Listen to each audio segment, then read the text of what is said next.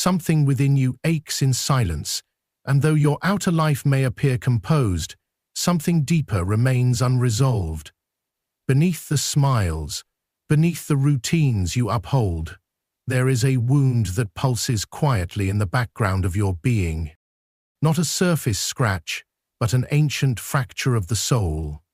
You feel it in your hesitations around intimacy, in the mistrust that rises like a reflex when love knocks at your door, in the guilt that shadows your smallest boundaries.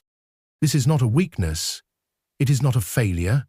It is a response, crafted in the earliest chapters of your emotional life, a survival instinct, a psychic adaptation to an environment that shaped you before you had words. Listen closely now. That buried pain has a name. That ache has roots, and its origin lies not in a single event, but in your earliest attachment, the bond with your mother. This is not a call to blame her, nor to cast her as villain. It is a call to awaken to the unconscious inheritance you carry. Carl Jung called it the archetype of the mother. She is not merely the woman who raised you, she is the internal image formed in the depths of your psyche, woven from moments of care or absence, of love or lack. This inner mother becomes the silent architect of your emotional life. She molds your sense of safety, your capacity to receive, your understanding of love and worth. She lives in your instincts, your fears, your compulsions, and the places where you abandon yourself. The mother wound is not always loud. It hides in the patterns that leave you exhausted, in the relationships that break your heart, in the guilt you carry when you finally try to choose yourself. To begin healing is to dare to see this wound, not with judgment, but with reverence. Because within it lies the blueprint of your emotional becoming. And to meet it with awareness is to take the first step toward returning to yourself. It reveals itself quietly, yet persistently, not in dramatic breakdowns, but in the small habitual betrayals of your own worth. It appears when you choose people who treat you as if your needs are excessive, your emotions inconvenient. When love feels like something to earn rather than something to receive. It whispers in your perfectionism, in the guilt that wraps around your voice when you say no. You punish yourself for missteps as if every error confirms an ancient verdict etched in your nervous system, that you are not enough. This is not random. It is not a flaw in your character. It is a psychological inheritance born from a love that was offered with conditions. They called it love, but it came with strings. They smiled when you performed. They turned cold when you cried. They applauded your obedience, not your essence. You, small and desperate for connection, interpreted this as truth. You made their inconsistency mean something about you, and that belief became a blueprint, one you now carry into every relationship, every goal, every moment of self-doubt. You wonder why rejection cuts so deeply. Why do you exhaust yourself trying to be useful, needed, flawless? It is not because you are weak. It is because you are reenacting the laws of your earliest emotional survival, the law that said you must become lovable in order to be loved. And underneath it all lives the hope that if you could just get it right, someone might finally choose you fully. But the past cannot be rewritten through external victories. It can only be healed by going inward, by understanding. Carl Jung taught that the soul does not mend itself through logic. It heals through symbols, through stories, through the brave act of looking at the wound directly instead of projecting it onto the world. That is the beginning of individuation, not the absence of pain, but the integration of it. And yes, it will hurt, but the hurt is not the end. It is the initiation, the door that leads inward. The moment you begin to separate who you truly are from who you were conditioned to be, and in that separation, a deeper wholeness begins to form. It hurts, deeply, but within that pain lies your first true act of freedom. The maternal wound is not a passing trend or a modern diagnosis. It is as old as the human soul. It is carved into ancient myths, echoed in sacred texts, and etched in the silent spaces of our personal stories. The mother is the first mirror through which we glimpse our worth. And if that mirror was cracked, the reflection it offered was distorted. You did not see yourself as you truly were, but through the fragments of her unmet needs, her own wounds, her unhealed past. This is why self-doubt clings to you like a second skin, why rejection feels like annihilation. Why do you crave external validation, as if your survival depends on it? Because once it did. But now comes the truth that begins the turning point. You do not need a rescuer.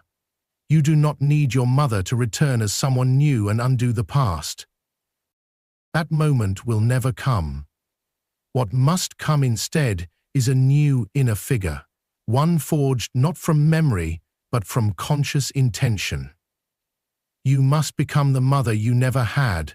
You must learn to tend to your soul with the tenderness, protection, and unwavering love you longed for as a child.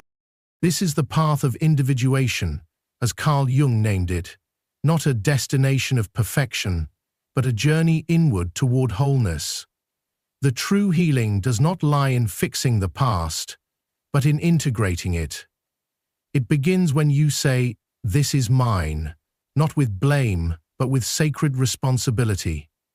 You take ownership of the wound, not to justify your suffering, but to alchemize it, to transform it from a chain into a compass. You will need rituals, silence, the discipline of reflection, writing that bleeds truth, moments of mindfulness where you simply hold yourself in presence. You will fall, you will resist, but every act of returning to yourself is a step toward liberation. Individuation is not comfortable, it is rebirth, and from it you emerge not healed in the traditional sense, but whole in the truest one. You do not do this to free your mother. You do this to reclaim your own soul. It is both a revelation and a reckoning to realize that the mother wound does not simply live in the past. It breathes quietly within your present. It shapes your relationships like a ghost hand guiding your choices. Until it is faced, you will continue to find yourself in cycles of emotional diminishment, constantly drawn to those who mirror that early conditional love. You will continue entering spaces where affection feels like a test, and safety feels like something to be earned. This is not love. This is emotional survival on a battlefield that was never yours to begin with. The maternal wound is not always loud. Often it speaks in whispers, in the tone that once told you to be quieter, smaller, better. It is the voice inside that tells you your feelings are too much, your needs too inconvenient, your presence somehow wrong, and because it sounds familiar, you believe it. You internalize its rhythm until it becomes your inner monologue. But somewhere deeper still, there is another voice. One that does not echo your mother's, but your soul's. A voice that says, "I am tired of this war, I want peace. I am ready to stop inheriting pain and begin creating something different." When that voice begins to stir, your vision starts to change. You begin to see the pattern and name it. You set boundaries, not out of anger, but out of clarity. You speak to yourself with the tenderness you never received, not because it is easy, but because it is time. This is the threshold. Not the finish line, but the sacred doorway. There are no shortcuts. There is only radical honesty. And that honesty requires courage. To admit that sometimes the pain you carry is not just from your mother but from the fear of becoming her. Many of your choices may not have come from desire but from defense, from a desperate attempt not to repeat the past. But in doing so you have still been shaped by it. Healing, then, is not about erasing her voice. It is about no longer letting it drown out your own. You are not here by accident. Something within you is already awakening. You do not need to know the whole path. You need only to look within, where the truest version of you has always waited, not the one who begs for scraps of love, but the one who knows she has always deserved more. That self is not far. She is only hidden beneath the story you were once told, and now you are ready to rewrite it. Healing is not a single summit to be reached, but a sacred path walked one conscious step at a time.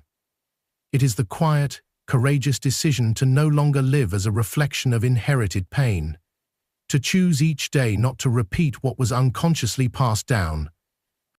True healing is not about pretending the wound never existed. It is about confronting it, learning from it, and ultimately integrating it into a new form of being. It is forgiving without erasing the truth, accepting without collapsing into resignation, loving without dissolving your essence in the process. And above all, it is the remembrance that your story, though written in the ink of childhood, is not sealed. It is clay, not stone, and you hold the hands to shape it. To heal the mother wound is to become the author of a new narrative, one where scars are not shameful, but sacred maps, guiding you back to your authentic self. And when you choose to walk this path, something far greater shifts. Your healing ripples outward, reaching through generations. It alters the emotional DNA you carry forward. The mother you become, whether literally or symbolically, no longer transmits survival mechanisms disguised as love. This is the alchemy Jung spoke of, to transform fate into freedom, to make the unconscious conscious, to interrupt the ancient script written by pain and choose another way. But let us not avoid what most people fear to name. Deep within the healing journey lies a terrifying recognition, the fear of becoming her. The very figure who wounded you becomes the voice inside your head. The one you swore you'd never repeat begins to live through your gestures, your reactions, your words. And one day, without meaning to, you catch yourself speaking not with your voice, but hers. And you freeze. You realize the wound did not just hurt you, it shaped you. It formed your defenses, sculpted your behaviors, carved an identity built in response to what you lacked. This is where the deepest transformation begins, when you no longer just analyze the wound, but take full responsibility for its transmutation. You do not need to exile the mother within. You need to re-educate her, to sit with her, name her, and slowly teach her another language, one of gentleness, awareness, and truth. This is not about perfection. It is about sovereignty. It is about claiming the inner space where you are no longer merely reacting, but creating. Not from fear, but from truth. Not from repetition, but from conscious choice. And that, above all else, is where freedom lives. You became who you needed to be in order to survive. That is the wound's most painful revelation. Not only that something essential was denied to you, but that much of who you believe yourself to be is a construction shaped around the absence of love. Your boundaries, your capacity to receive, your instinct to give, your ability to trust, they were not born from freedom, they were sculpted by necessity. Formed in the crucible of conditional affection, where love came with terms and safety was earned, not offered. And this is where true healing begins. Not in mourning what you lacked, but in acknowledging that the very self you've identified with may be, in large part, a mask you created to avoid further harm. This is not cause for shame, it is the doorway to liberation. To awaken means to confront the roles you inherited and performed. It means asking with fearless honesty, who am I without my pain? What remains when I am no longer defined by the script of my wound? Healing requires more than understanding, more than intellectual forgiveness. It is a radical re-education of your emotional being. It is catching yourself the moment you repeat the old pattern. Not to judge yourself, but to pause, to choose again, to write a new sentence, where the wound once wrote the same line. The mother wound cannot be healed by avoiding it. It must be walked through. You must turn and face it and say, "Yes, you shaped me, but I will no longer be shaped by you alone." That is the power of conscious interruption. And here is where identity becomes both your prison and your key. Because if you have built your sense of self around being unloved, then releasing the wound will feel like losing who you are. You may discover you were not choosing your partners or your patterns. Your pain was. You may find that your loyalty was not to love, but to familiarity. Your attachment was not to growth, but to what felt recognizable, even if it hurt. These are the sacred questions. Are you loving from truth or from terror? Are you connected from your soul or from your survival instinct? Because if you do not ask these questions, the wound will not just revisit you, it will live as you. And that is what Jung meant when he warned that what we do not make conscious will appear again and again as fate.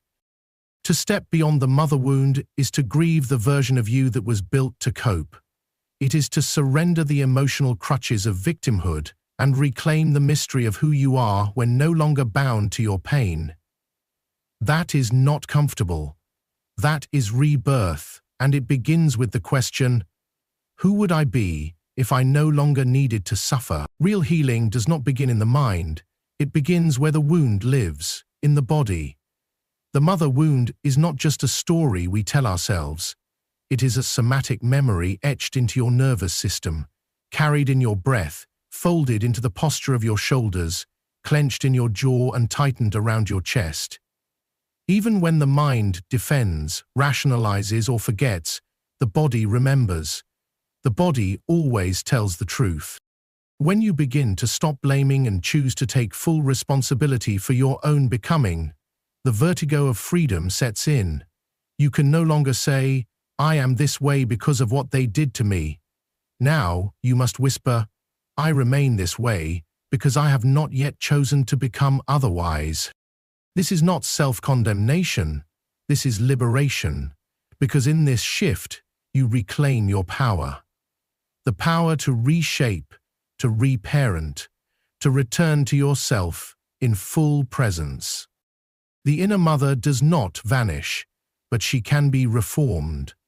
Her voice, once sharp with criticism or deafening in silence, can be softened, educated, reborn through your own care. She can learn to say, "I am here. I will not leave." That is the beginning of repair, not by revisiting old wounds endlessly, but by standing in the present and choosing to give yourself what was once withheld. Love without condition, presence without judgment, care without sacrifice. And this new mothering is not abstract.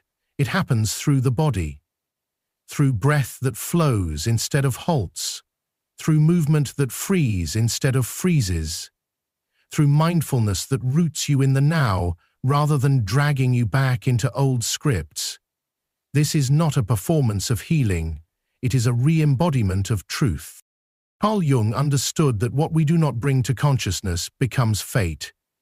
But the gateway to consciousness is not only thought, it is the embodiment. To feel the old pattern in your bones and to respond differently, that is transformation. That is the act of becoming cause rather than consequence. Healing is not passive, it is a sacred rebellion, a quiet war against unconscious repetition, against the echo of inherited pain. And that echo, if you listen and move through it, does not destroy you. It transforms you into someone real, someone present, someone free. And within that quiet revolution lies the very peace your soul has longed for, often disguised as exhaustion. But as the old skin begins to shed, another layer of truth emerges, more uncomfortable, more honest. You realize that part of you does not know how to exist without the wound. The pain has become your inner compass, the wound your identity.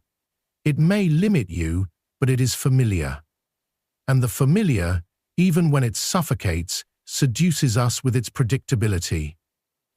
This is not a weakness. It is the inertia of the psyche, the unconscious pull of survival wrapped in old narratives. Ask yourself, who would you be without your wound? Without the story that says, I am like this because of what they did to me. That sentence has become a shield, a soft prison, a way to belong to your pain without having to face the terror of becoming someone new. Because healing is not only about release, it is also about surrendering the hidden privileges of suffering, the permission to excuse ourselves from growth, the emotional identity that suffering gave us, the story that allowed us to stay small and protected. But there is a sacred rupture in this realization, a breaking open that leads you to a deeper kind of authority, emotional adulthood. This is when anger, often buried and shamed, returns not as rage, but as a force of awakening. Anger becomes sacred, not wild destruction, but holy fire. The energy to say, enough. The clarity to set boundaries without guilt. The strength to protect your peace without apology. This is the voice of the inner parent, finally maturing. Not punishing, not begging, but standing. Carl Jung taught that individuation is not the glorification of the ego. It is the birth of responsibility. It is no longer asking, why did they hurt me? But, why am I still letting that story lead? True healing is not regression into innocence. It is the evolution into power. It is choosing to no longer beg for love like a child, but to meet life as a sovereign being. Freedom is not comfort. It is a risk. It is standing in your own soul, without crutches, without excuses. It is vertigo, yes, but it is also the trembling before flight.